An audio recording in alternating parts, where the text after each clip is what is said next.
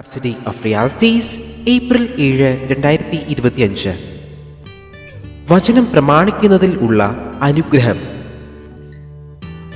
എങ്കിലും വചനം കേൾക്ക മാത്രം ചെയ്തുകൊണ്ട് തങ്ങളെ തന്നെ ചതിക്കാതെ അതിനെ ചെയ്യുന്നവരായി ഇരിപ്പിൻ. യാക്കോബിന്റെ ലേഖനം 1-ാം 23-ാം വാക്യം.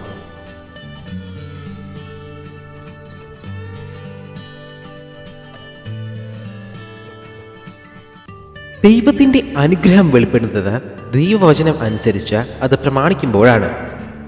നിങ്ങൾ ആരെന്നും നിങ്ങൾക്ക് എന്തെല്ലാം അവകാശങ്ങൾ ലഭ്യമായിരിക്കുന്നു എന്നും എപ്രകാരം ജീവിക്കണം എന്നും ദൈവവചനം വളരെ കൃത്യമായി പറയുന്നു. നിങ്ങൾ ആരെന്നും നിങ്ങളുടെ പൈതൃകം എന്തെന്നും ക്രിസ്തുവിൽ നിങ്ങളുടെ സ്ഥാനം എന്തെന്നും വചനം നൽകുന്ന വെളിപ്പാടിനനുസരിച്ച് നിങ്ങളുടെ പ്രവർത്തനങ്ങളെ ക്രമീകരിക്കുന്നതിനെയാണ് ദൈവവചന പ്രകാരം ജീവിക്കുക എന്നതുകൊണ്ട് ഉദ്ദേശിക്കുന്നത്. സ്ഥിരതയോടെയും സമർപ്പണ മനോഭാവത്തോടെയും ഇപ്രകാരം നാം ചെയ്യുമ്പോൾ അതിൻ്റെ ഫലം അത്ഭുതവഹമായിരിക്കും. യാക്കോബിന്റെ ലേഖനം 1-ാം 23-25 വാക്യങ്ങളിൽ പറയുന്നു, ഒരുത്തൻ വചനം കേൾക്കുന്നവൻ എങ്കിലും ചെയ്യാത്തവനായിരുന്നാൽ അവൻ തൻ്റെ സ്വാഭാവിക മുഖം കണ്ണാടിയിൽ നോക്കുന്ന ആളോട് ഒക്കുന്നു. അവൻ തന്നെത്താൻ കണ്ട് പുറപ്പെട്ട് താൻ ഇന്ന രൂപം ആയിരുന്നു എന്ന് ഉടനെ മറന്നു പോകുന്നു. സ്വാതന്ത്ര്യത്തിൻ്റെ തികഞ്ഞ ന്യായപ്രമാണം ഉറ്റുനോക്കി അതിൽ നിലനിൽക്കുന്നവനോ കേട്ട് മറക്കുന്നവനല്ല, പ്രവൃത്തി ചെയ്യുന്നവനായി താൻ ചെയ്യുന്നതിൽ ഭാഗ്യവാൻ ആകും. എൻ്റെ ജീവിതവും വചനം എന്തു പറയുന്നു എന്നതും തമ്മിൽ യാതൊരു വിയോജിപ്പും ഒരിക്കലും ഉണ്ടാവില്ല എന്നതായിരുന്നു വളരെ ചെറുപ്പത്തിലെ തന്നെ ഒരു ക്രിസ്ത്യാനി എന്ന നിലയിൽ എൻ്റെ ഏറ്റവും പ്രധാന തീരുമാനം. ഇതിൽ ഞാൻ സ്ഥിരത ആഗ്രഹിച്ചു. കാരണം ദൈവവചനം എൻ്റെ ജീവിതത്തിൽ വെളിപ്പെടണമെന്നത് എൻ്റെ ഏറ്റവും വലിയ ആഗ്രഹമായിരുന്നു. എൻ്റെ ജീവിതം ദൈവവചനത്തെ പ്രതിഫലിപ്പിക്കണമെന്നും വചനത്തിലൂടെ യാതൊരു വൈരുദ്ധ്യവുമില്ലാത്ത വിധത്തിൽ എൻ്റെ ജീവിതം ആയിരിക്കണം എന്നും ഞാൻ ആഗ്രഹിച്ചു. ഇത് സാധിക്കുന്നതിനായി ദൈവവചനം പ്രമാണിക്കുന്നവൻ ആകുവാൻ ഞാൻ തീരുമാനിച്ചു. വചനം പ്രവർത്തിക്കുന്നവനായിരിക്കുക എന്നതിനർത്ഥം വചനം പ്രായോഗികമാക്കുക, അത് പറയുന്ന കാര്യങ്ങൾക്ക് അനുസൃതമായി പ്രവർത്തിക്കുക, അതിൻ്റെ സത്യത്തിനനുസരിച്ച് ജീവിക്കുക എന്നതാണ്.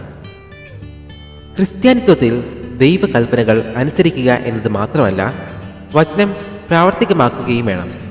വചനമാണ് നമ്മുടെ ജീവൻ. നാം ആര് എന്നും നമുക്ക് എന്താണ് ലഭ്യമായിട്ടുള്ളത് എന്നും നാം എവിടെ ആയിരിക്കുന്നു എന്നും നിർവചിക്കുന്നത് വചനമാണ്. ഇങ്ങനെ നാം വചനം പ്രവർത്തിക്കുമ്പോൾ നാം വചനം പറയുന്ന സകലവും ആയിത്തീരുന്നു.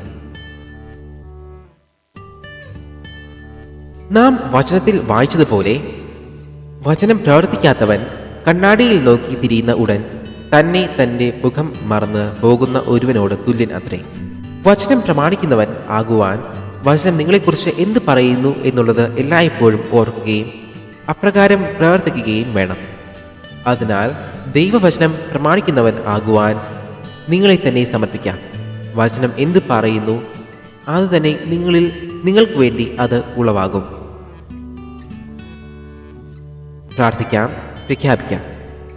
പ്രിയ പിതാവേ, അവിടുത്തെ വചനത്തിൻ്റെ രൂപാന്തരപ്പെടുത്തുന്ന ശക്തിക്കായി ഞാൻ അങ്ങേക്ക് നന്ദി പറയുന്നു. ഞാൻ വചനം പ്രമാണിക്കുന്നവനത്രേ. ഇതിൻ്റെ അനുഗ്രഹം എൻ്റെ ജീവിതത്തിൽ വെളിവാകുകയും ചെയ്യുന്നു.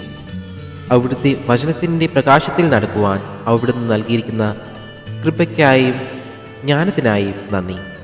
യേശുവിന്റെ നാമത്തിൽ തന്നെ ആമേൻ.